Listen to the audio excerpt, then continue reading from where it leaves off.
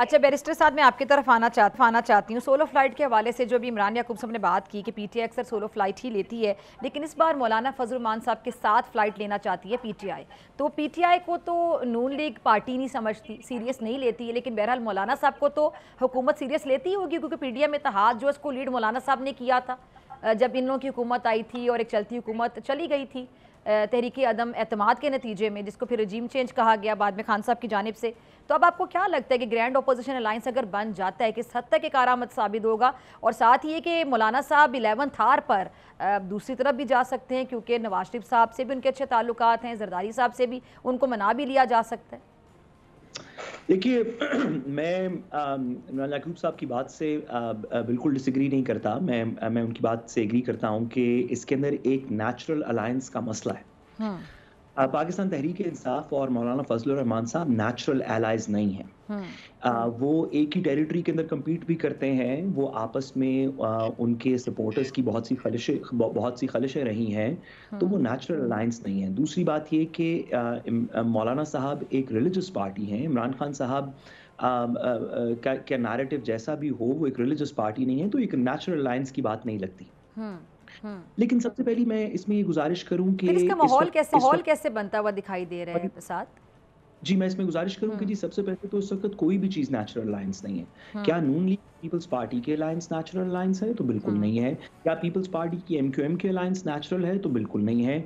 जब peoples party की और मौलाना साहब की लेफ्ट और राइट विंग की अलायंस हो गई थी पीडीएम के अंदर, वो भी नेचुरल नहीं थी। तो हम एक ऐसे सियासी लम्हे में से गुजर रहे हैं जिसमें बहुत सी अननेचुरल बातें हो रही हैं, जिस वजह से मुझे लगता है कि शायद ये अलायंस भी हो जाए। लेकिन जो इसमें असल लेसन है, जो इसमें असल सबक है, मेरे ख्याल में वो पीटीआई ने सीखा। वो इस हद तक सीखा कि जहाँ पे इमरान साहब ने बिल्कुल दुरुस्त फरमाया कि मौलाना साहब के पास एक ऐसी फोर्स है जो हर वक्त आ सकती है। मेरे ख्याल में इस वक्त पीटीआई के पास भी एक ऐसी फोर्स है जिसने नवंबर की सर्दी के अंदर भी दिखाया कि वो आ सकती है, गर्मी में भी इकट्ठे होकर दिखाया। मसला सिर्फ नंबर्स का नहीं है। बिल्कुल मौलाना साहब के पास नंबर्स हैं जो ऐड करेंगे, लेकिन पीटीआई के पास खुद भी नंबर्स हैं। इफेक्टिवली बात यह है कि इस वक्त गवर्नमेंट की जो कोर्सिव पावर है वो एक पॉलिटिकल पार्टी के बारे में काम कर रही है।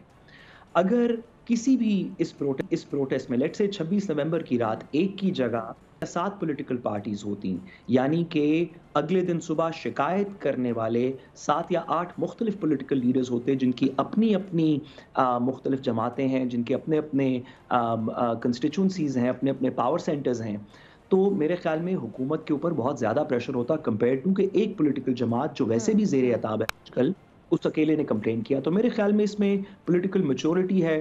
अच्छी बात है, हमारी पॉलिटिकल पार्टीज़ को कुछ बेसिक एजेंडाज पे ऑपोजिशन सारी को इकट्ठा हो जाना चाहिए, कुछ अपने चीदा 3-4 बेसिक पॉइंट्स के ऊपर, और हुकूमती इत्तेहाद को भी इकट्ठे हो जाना चाहिए, ताकि कोई ऐसा पॉलिटिकल डायलॉग हो सके जिसमें सब लोग पता हो कि तमाम स्टेक होल्डर्स का बायन है, खो अपोजिशन की तरफ से है, खो गवर्नमेंट की तरफ से है, और पाकिस्तान के अंदर किसी मुस्बत कार्रवाई की नवीद पैदा हो।